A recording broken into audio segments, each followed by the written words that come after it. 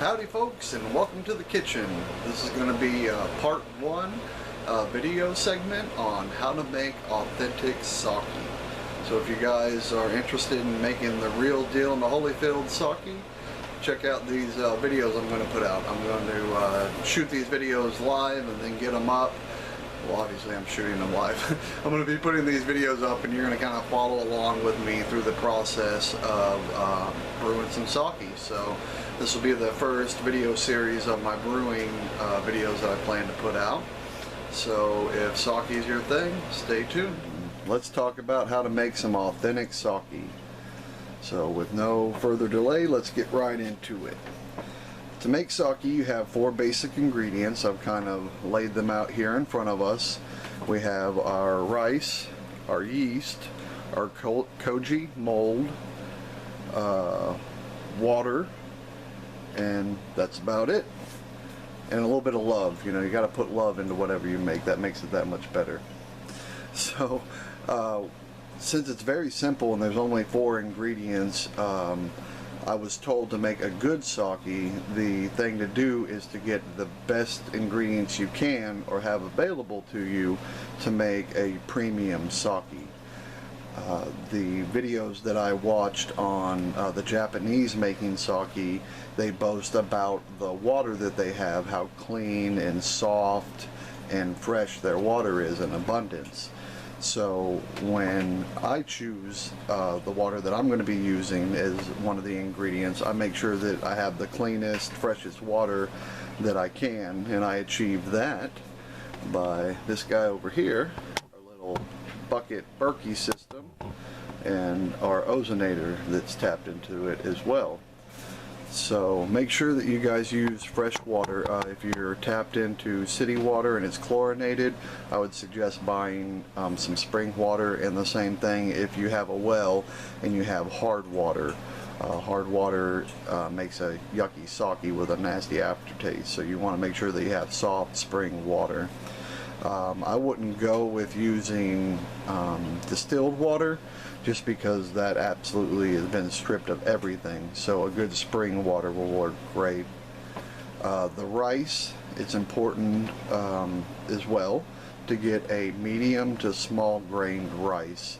This company here that we chose went through the extra process of polishing the rice, and what that does is it removes a certain percent of the outer layer of the rice, and what that allows to happen is the rice to soak water thoroughly through it a lot better and faster, and they say that you don't have to rinse the rice as well, but we're going to rinse the rice.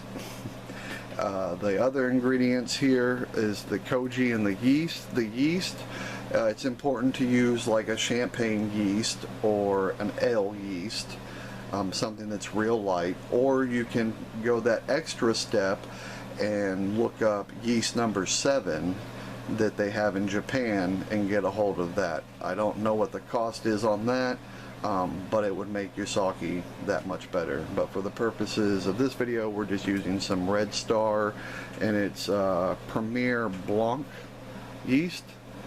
And for the koji mold, we ordered this from Japan, and I believe that's where you guys are going to have to get it unless you can find a vendor here in the States that sells koji. But we ordered a small package of this, and it's 10 grams, and this will basically last me a lifetime if I do things correctly and save portions of the molded rice that we're going to make. You can freeze that molded rice, a small portion of it, and reuse it as like a starter, or like you would do with a friendship or Amish bread. So you can keep this going indefinitely. So it's I believe this was $14 or so, but like I said, you can make this molded rice with the koji indefinitely if you follow the right steps. So that's all the ingredients right there, and then we will dive into the processing and how we are going to brew it. Alright, now that we talked about our ingredients and got that out of the way, the first process you're going to want to do is create a molded rice, basically your koji rice. And when you make this, you can use it for making sake, or you can use it for making miso or koji beef. And what I mean by koji beef is you take the rice after it's been molded and you rub it on your beef, and it acts like a dry age, and it only takes about 3 or 4 days. So there's some articles on that. So this recipe here that we're going to learn about tonight is how to make the molded rice so you can start making your sake. So what we're going to do is we're going to measure out 400 grams of rice. And when you're doing brewing, it's pretty important to be accurate when you're following these recipes. So a nice digital scale will help you guys stay on top of your measurements. So you're going to take your 400 grams of rice, and what you're going to do is you're going to wash the rice. And what I've seen done in other videos in Japan when they're making the sake is they time everything to a T with a stopwatch. And so I'm going to kind of do the same thing, if you will. So we will fill this up with water, and I will gently with my hands kind of stir around and wash the rice for 2 minutes. So I'll set a timer for 2 minutes, and I'll wash this and then strain it. I have a colander over here with some cheesecloth laid into it, so I will be able to strain the excess water off of there. After you wash the rice for 2 minutes and you strained it off, then you're going to let it soak in water without stirring it. Just let it sit in some cold water, and you're going to let that sit for 8 minutes. Now, these processes I'm telling you and the times that I'm telling you is kind of specific to the polished rice. So if you guys aren't using a polished rice, go ahead and follow the directions on the rice and either soak it for 24 hours, 3 hours, whatever it suggests. So these times that I'm giving you is specific for the polished rice. So after you had it soaking for 8 minutes, you take it out and strain it again in your colander with the cheesecloth, and you're going to let it set and drain off all the water, and you let it set for about an hour. Then after you let it set, what I like to do is in the same kind of setup that I've used over here to strain the rice, is I'll leave the rice in the bottom of this colander, and I will take the cheesecloth and fold it over the rice when I put it in. And I'll kind of go over those steps after I wash the rice. So I'm going to wash it and let it soak, and I'll be back with you. Alrighty, so this is what it looks like when you're washing the rice. You can see that the water turned a milky color, and that's good because you're getting all that extra junk and whatnot off of the rice. So you just go back like this, real soft and gentle like.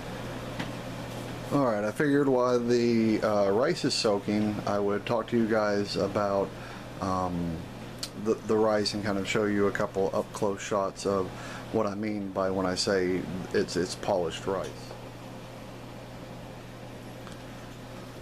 And also important is your ingredients is to make sure that you guys keep everything clean. So your work area, make sure you sanitize everything. All of your utensils that you're going to be using, you want to sanitize those as well. When it comes down to the cheesecloth and the colander and the steaming pot that I'm going to use, you don't need to sterilize or sanitize those, because when you steam your rice, it's going to the heat from that is going to sanitize the cheesecloth, the colander, and everything else. This is what your rice is going to look like after you've washed it for 2 minutes and let it soak for another 8. So like I said, after I strained it, I leave it in this colander with the cheesecloth underneath it, and I simply just take the cheesecloth now and fold it over the rice like so.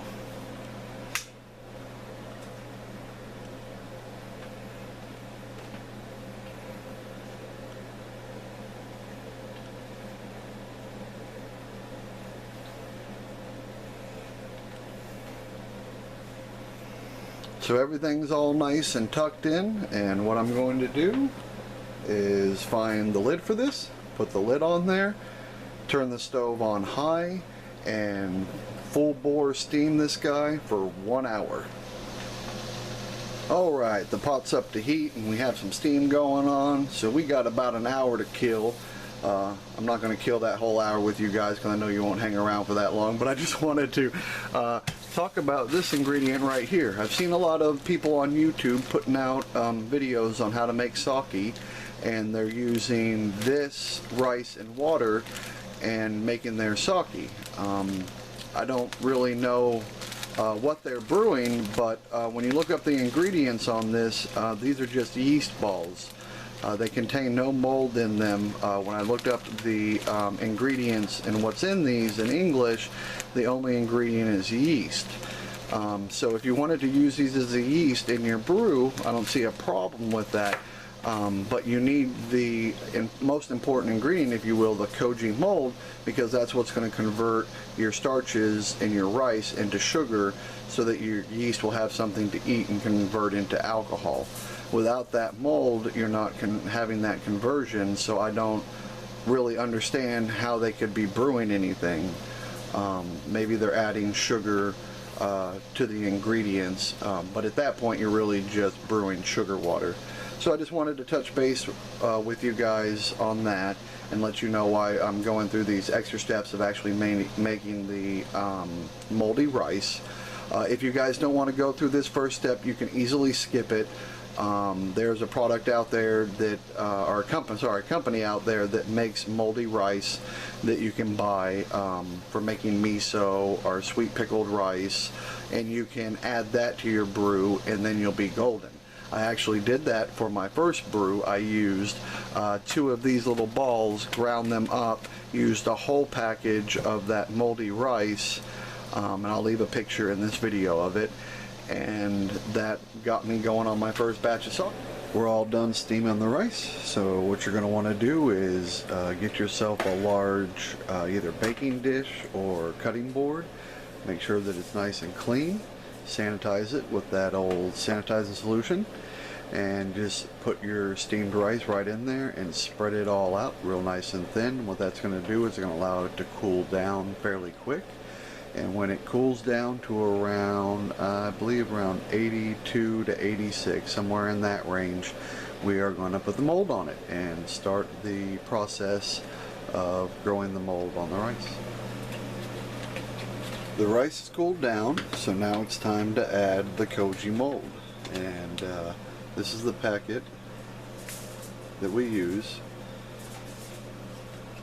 and the directions on the back tell you to use a ½ teaspoon of the Koji and sprinkle it on top of your rice after it's cooled down. Just come over here and sprinkle a little bit of this mold all over the place. Now it's real fine. Probably wouldn't want to do this with all your fans going or anything, because these little spores get blown all over the place, and that's another reason to kind of do it low and close to the rice, so that way the spores get where you want it to.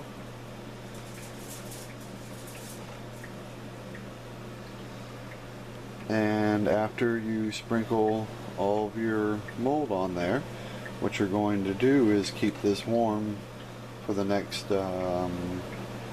3 days, and the ideal temperature is, like I said, between 82 and 86. So for 3 days at least, you're going to want to keep this warm. Probably put a warm towel around it, or if you have a wood stove, put it near there, as long as it's not too hot now, because if it gets over, I believe, 90, it will start killing the mold. So that's about it. Just sprinkling the Koji mold all over the rice, making sure to cover all the areas, and then I'm going to go back and mix it all through, wrap it up, and call it a night. Alrighty guys, it's day 2. So in the morning you're going to want to grab your Koji rice mixture.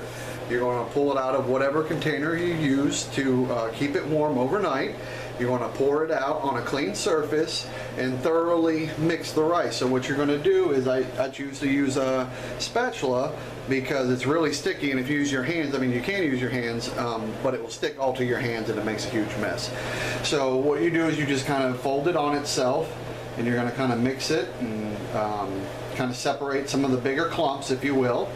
And after you get done mixing it and distributing all the mold all over the place, what you're going to do is you're going to put it back into your container and put it back in its warm spot, and you won't mess with it again until the evening time. So basically you're going to do this 2 times a day, and what that does is, like I said, it helps keep it cooled down, keep the hot spots in it all the same temperatures, and helps distribute the mold evenly. So you're going to do that twice a day, and then now you just simply put it back in. So as you guys can see, this stuff is wicked sticky. And also I'll note I'm doing this out in our addition because it's nice and warm out here, so I'm trying to keep the temperature where it needs to be at all times, even when it's out of its container.